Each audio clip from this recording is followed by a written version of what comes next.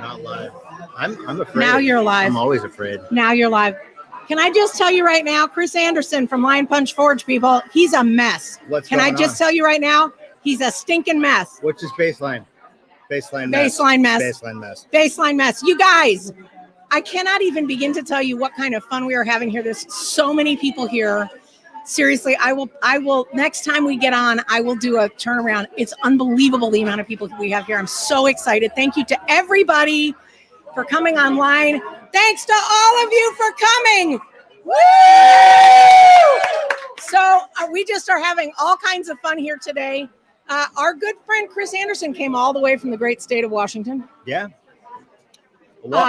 And it was really lovely of you to come. So thank you for that. It's my pleasure. Anything for you. Chris, well, thank you. I'm going to hold you to that. I know you do. You already do. You heard it here first. Anything for me. So I'm just saying, we're going to cash that chip.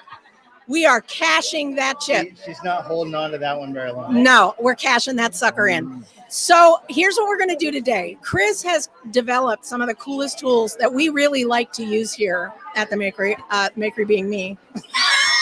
we like to use here at Francesca. At Francesca Watson. And so I asked him to show us today how to use his Lion Punch Forge engraving adapter for the flex shaft. And so he's going to show us how to do that, which I'm personally very grateful for because I have not been able to figure it out. I'm just keeping it real. You know that's how I roll. I'm going to keep it real. So he's going to show us how to do that. I'm going to clip this on here, and then I am going to be monitoring the chat over here. So if you have questions, I will be shouting them out to him. So from this point forward, you won't be able to hear me, and that might be a good thing. I don't know. So here we go. Yeah, we're just going to do, I don't know. We'll do. I don't know, clip me. No. I'm going to wear it on my hat.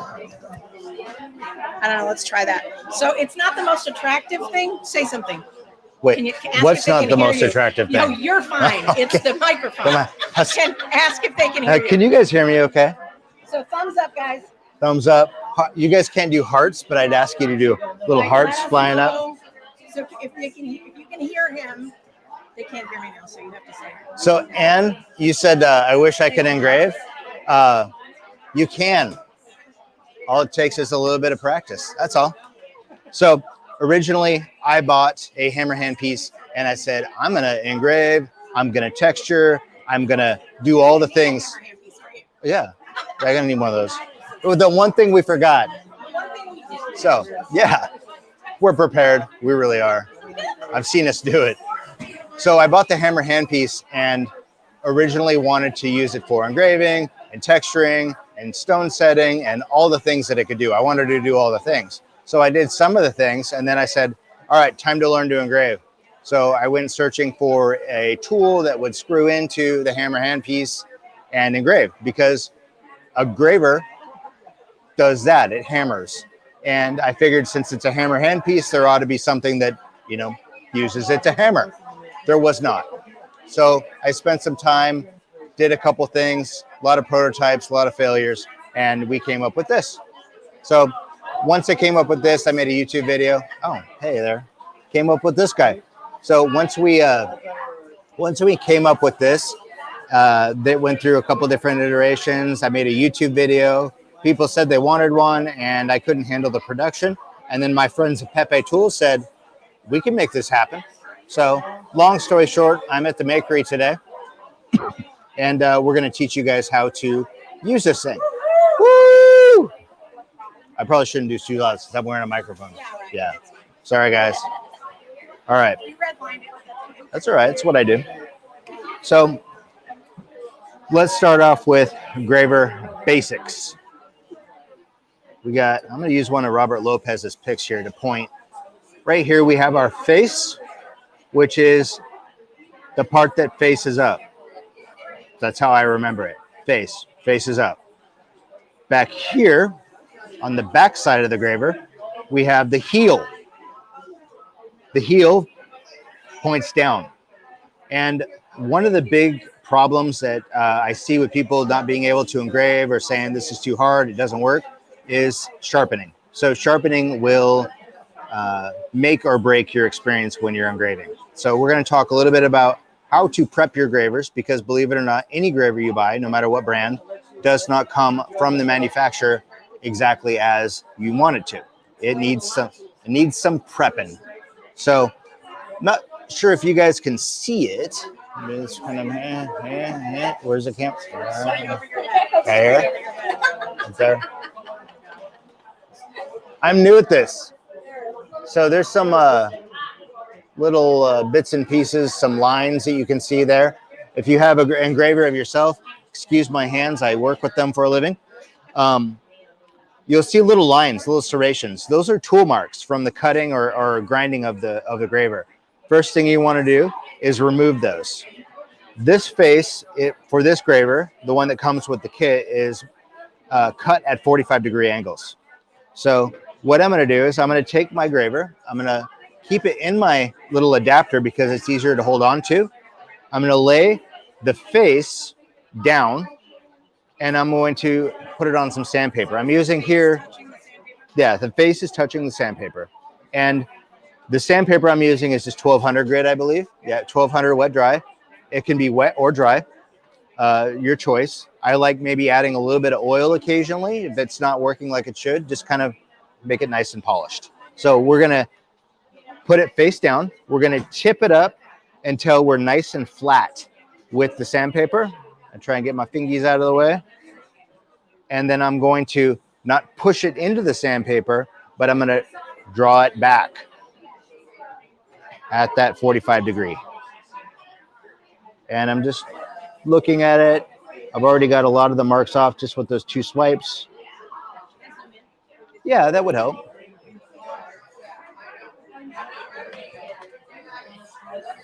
All right, just checking. I'm being dramatic. Look up here and you can see where you are. All right.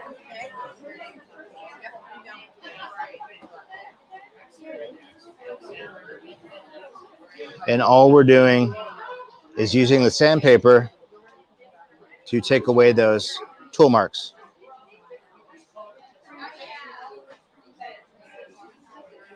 So I have some nice nice tool removal. You can't really see a whole lot of it there. And so I'm looking for a nice even flat reflection. Later on, when we get done with this portion, we can polish it. And I'm just making sure that my face is flat on the sandpaper before I draw it. That way I have nice uniform. Yeah, that looks good there. So I don't see any tool marks. I see a nice matte finish. And then if I really wanted to, I could take a little piece of leather and some rouge and I could just buff that. But Francesca has, do you have those things? In the meantime, while she's getting those things, I'm going to talk about corkboard. Corkboard can also be a good buffing material. And I'm just going to draw it across. What's that? Yeah, that'll work fine. All right, there's a little piece of leather, some Fabulister. We're going to Fabulister it down. Move this out of the way. And then I'm just going to use that on the leather to just shine that face up. And I'm not as careful with my 45-degree angle here because all I'm looking to do is buff that. And then I have a nice, look at that, a shiny graver. All right, now I'll show you where the magic happens. We have successfully polished our face. Now, the part that gets neglected a lot of the time is the heel of the graver. And I'm so excited about this trick. I'm so excited about yeah, exciting. All right, so what I have here is just a little piece of brass, copper. Sorry, I'm a mess. So that little guy is about 1/8 of an inch round, and I say about because it's not super important. Don't go higher than 1/8 or 1/4. You don't want any of that. But this height is absolutely perfect for laying your graver on. So remember terminology. We got our face, and we have our heel, the back side. I'm going to now sharpen or hone the heel. And I'm going to do that by laying my graver on the 1/8 inch rod, just like that. And I'm going to ride that rod.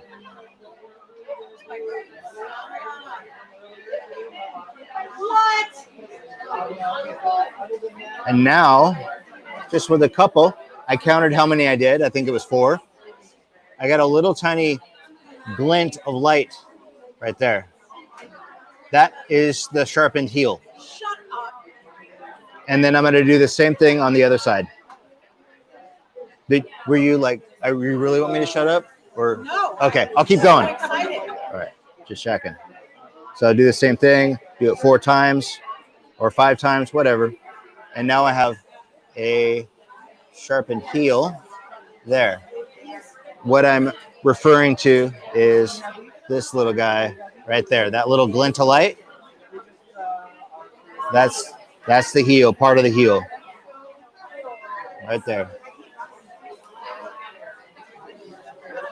And on the other side, Did you do the wrong edge? I did. We're just gonna pretend like that didn't happen. We're gonna it's just Scratch an that. opportunity to show it to you Yeah. again, friends. Yeah, we'll do it one more time, the right way. And we're gonna lay the engraver still in the adapter on the rod. Make sure I got it right here.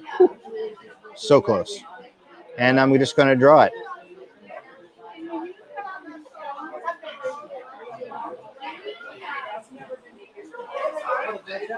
And so the other thing I'll use to test, and I know some people really hate this trick, but I'm gonna take my fingernail and I'm gonna just touch it on my fingernail. I'm not trying to engrave my fingernail. I'm just touching it on my fingernail to see whether or not it digs in or it slides across. If it slides across, that means it's gonna slide across the metal too. So I don't want that. I want it to dig in. So Anne is asking, why is the polishing so important? All right, polishing is so important.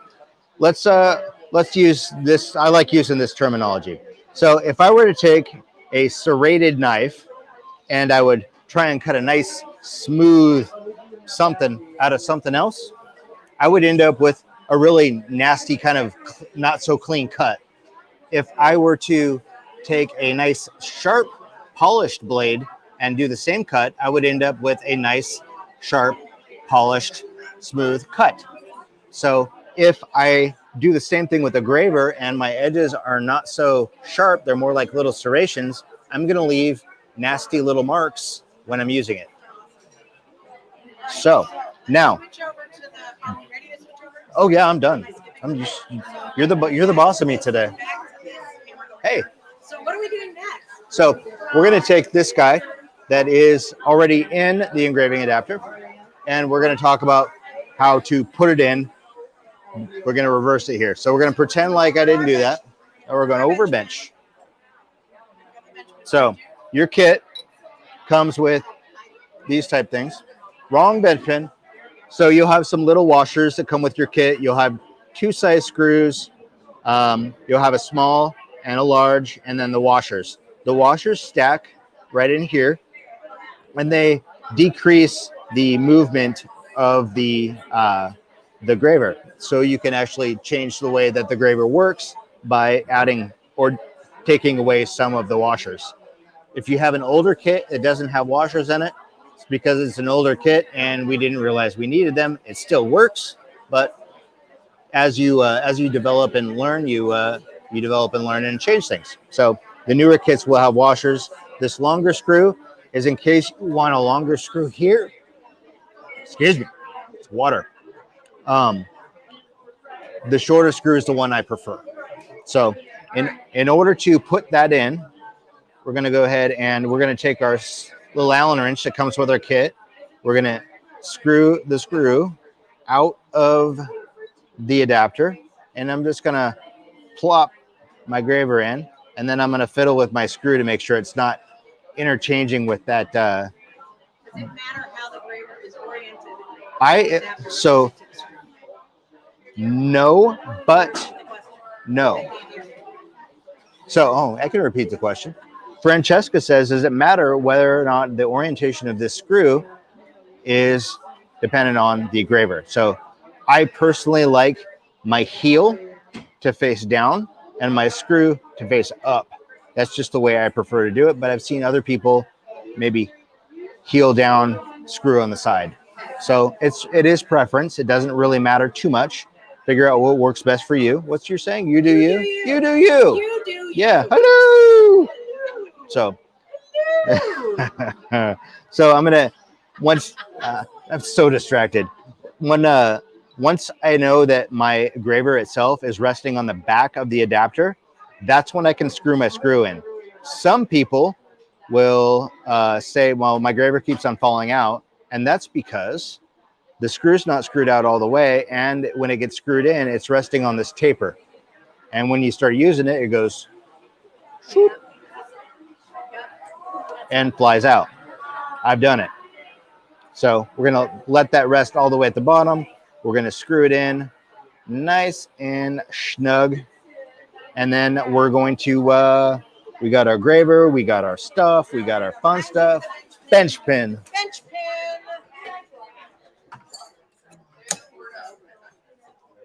All right. Yeah. We're going to install our handpiece first. This guy first. Yeah.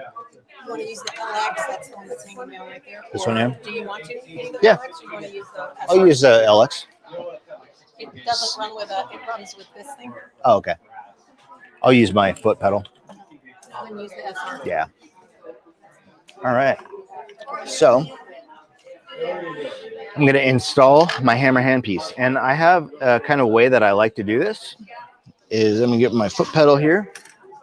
Is I will put my, Zoom out. yeah, a little bit. I will tip my shaft of the flex shaft up. I'll put my hammer or my whatever chuck I have in there, and I'll slowly press my handle. When I start hearing it click or when it engages, I know that that little key on my shaft has dropped in, and then I just press it in the rest of the way. So what we do now is we got some double stick tape, and we got a couple tricks we're going to talk about first. So I have some double stick tape here, and I'm going to lay my copper piece right down on that double stick tape. If you don't have a ball vise, if you don't have some way to hold your work, this tends to work relatively well. I've also used hot glue, super glue, and other things to kind of hold your workpiece in place. So if you don't have a ball vise, you can still do this, and it's much easier if your workpiece stays nice and stable. So we have our adapter now, and I'm going to go ahead and screw the adapter into the end of the hammer handpiece. Now, as Francesca's talked about in the past with the other tips that you screw into your hammer handpiece, you have that little rod that you use to tighten it down to keep it nice and snug. The adapter does not have that rod, but what you can do is take your Allen wrench, place it into the Allen key, little cap head screw there, and then I'm going to use that as extra leverage to turn my engraving adapter a little bit tighter. So I'm going to work around my neck here for you guys watching, because I have my flex shaft typically on the opposite side, which cool, doesn't matter. Plus this also helps me balance kind of what I'm doing. Now, using it, a lot of the time you'll see engravers with their palm on their engraver, pushing, doing their thing, holding it like that. I designed this to be held like a pencil. And the advantage of that is that with my arms close to my side, not pushed out, and my, doing the chicken wing, that chicken wing thing. I'm not fatiguing my shoulder blades. I'm keeping my arms tight at my side, and I'm making sure that I stay in that relaxed position, because the more relaxed you are, the more comfortable you are, the longer you can do what you're doing, and the more fun you can have while you're doing it. You're not getting worn out. So what I'm going to do first is this. I'm going to, without using the adapter under power, I'm going to just push a little bit on here, and I got a nice little engraving. Yes, let's zoom in. I'm going to zoom in. Can only go so far. Oh, all right. Right about. That's as far. Yeah, perfect. All right. So what I did was just take a little mark here, And I'm just going to push it to see whether or not my graver is sharp, which it is. Nice little sharp there. Now, when I do this under power, I'm not pushing it as I'm going. I'm letting the tool do the work. The whole point of doing power graving is that you have a little bit of help doing what you're doing. So I'm going to just go real slow.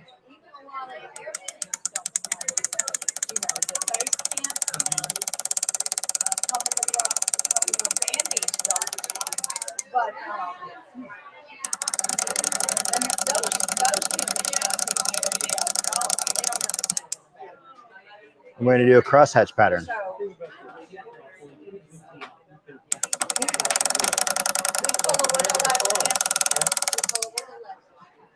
So you have a little bit of burr at the end of that, and I can just stick my engraver back in there, lift it up, pop that little guy out.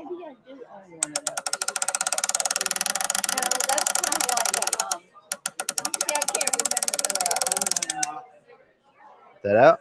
Now I have those lines. What I can do is now crosshatch that.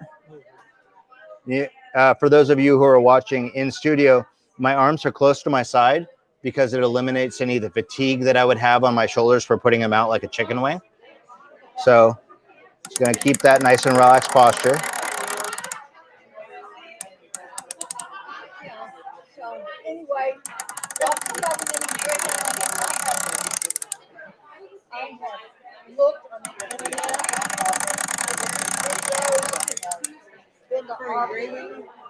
No, you're for your I'll probably just go.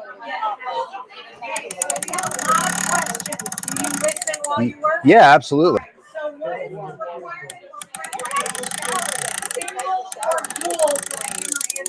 What is there?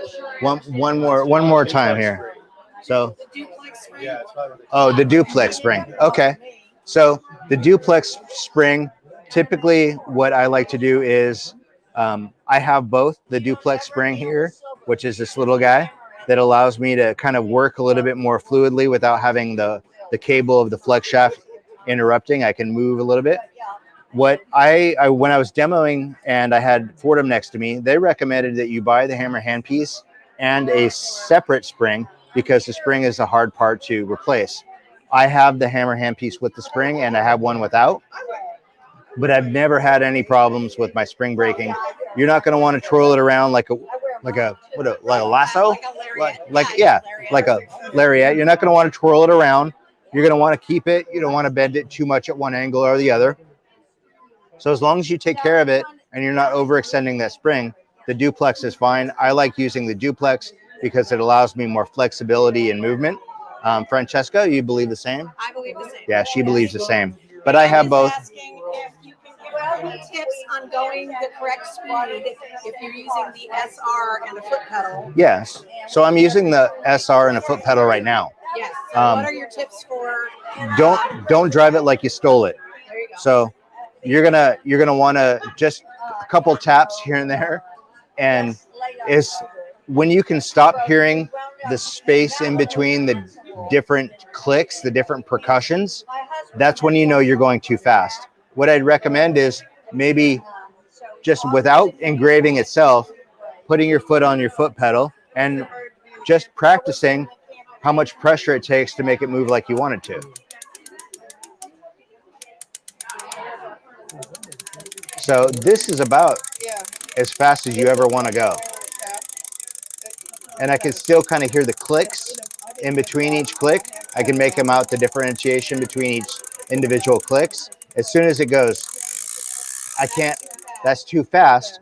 And I lose the ability to see to hear the differentiation between each of the clicks. So listening to what you're doing and listening for that little space in between each individual click is what I do. That's kind of how I help explain in words what it should sound like. Can you show us a curve? Yeah. A little easier with a ball vise, but a lot of the time with a ball vise, you have your graver in place and then you're moving your work under your graver. But today, we're doing S curve.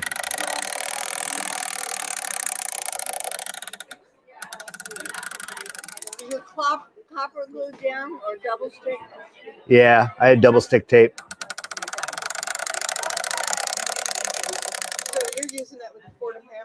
I am, yes. Question was if I'm using this with the Fordham hammer.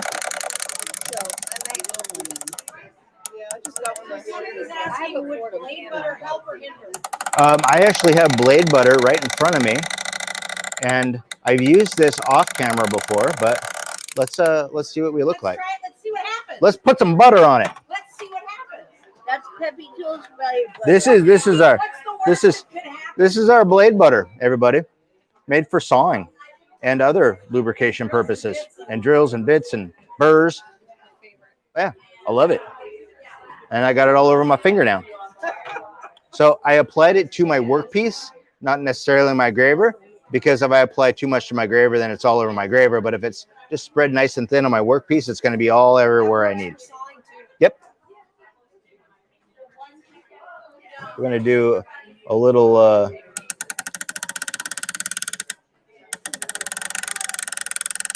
Do you have a optimizer? Because I can't see anything.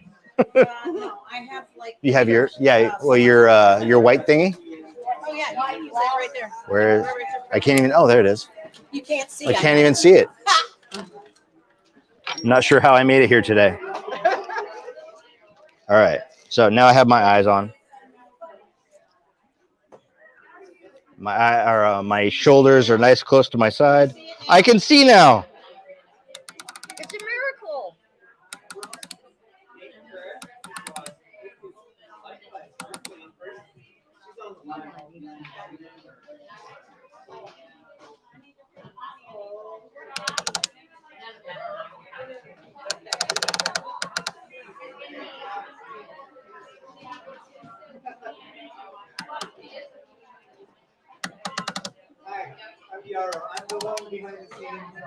All right. So now here I have a little bit of burrs left over. So I'm going to put my graver in, and I'm just going to flick them out. There you go. I'm going to add a little twist to this guy. So you're asking yourself, does the blade butter make it better? The answer is yes. Yes, it does. Maybe it does, and maybe it does. Somebody's asking, can you use that to do a bright cut on a stone? Yes, yes, we can. So the question was, can we use it to do a bright cut on a stone? And the answer is yes. And what I will talk about is the difference between sharpening your engraver for a bright cut and sharpening your engraver for engraving. The heel on your engraver should probably not be so dramatically and sharpened, because what you're going to want to do is dig down and pull up or move around. So the purpose of the heel on a engraver is to act as a bearing surface, and that bearing surface is what allows your engraver to go down into your work and then slide along your work. If you don't have a heel, what you'll see is big gouges where the engraver goes straight down in and it stays straight down in. Cutting the heel allows you to make lines. So if you're going to do flush setting or bright cutting, you can use this guy. Usually I recommend not sharpening your heel, and then not sharpening the heel when it comes to like flush setting, because you want the engraver to dig down in and do its work in creating that burr. Do I have one of those? If you don't, I don't remember. you can't leave. So the question was, do I have one of those? And the answer is, if you do, you can use another one. And if you don't, you can use one. So, all right. So we're gonna do a little test here. I'm gonna just make a little dot. We're gonna pretend like this is my stone. So I got my little stone there. You're carving stone with it? No, I'm gonna pretend like that little dot that I made is a stone, and then I'm gonna cut a little flush setting. So I'm gonna use the angle of my engraver to determine how I make that burr. So I'm gonna want to dig in, move, and then prop up. You're becoming more convincing Yeah. So what Francesca says, that's cool, Chris. No, I don't have to repeat everything, right? I repeat everything. All right. So I'm going to dig in and then tip up. And I've now made a little bead for bead setting. All right. So that's the line punch forge. One moment. So Hi.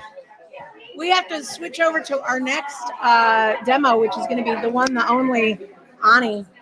The one, the only Ani from Jewel Tool will be Ani's up next. here? Ani is here, you guys. The Ani Jolie from Jewel Tool. And Chris will be back later. Deb Henready is asking if what size washers do we need if we have the older kits? Typically, if you have this kit, take a look at the back of your hammer handpiece, and then just take that with you to your hardware store and try out a little couple ones.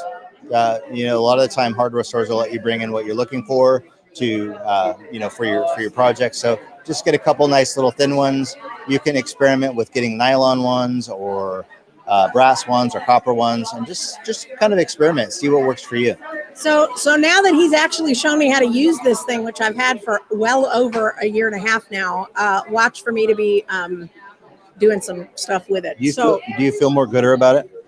I feel more gooder about it. We will talk more about that. Are you going to lock me back in the closet?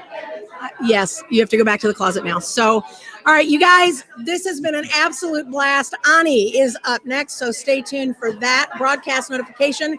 Chris will be back later on this afternoon. I have no idea what he's going to talk about then. I have no idea. And then, we have no clue. We're just kind of making this up as we go, which is kind of how we roll. So have an awesome afternoon. Thank you for joining us, and we are out. We'll see you soon. Bye, guys. Where's the cursor? Goodbye. Goodbye. Hello. Goodbye.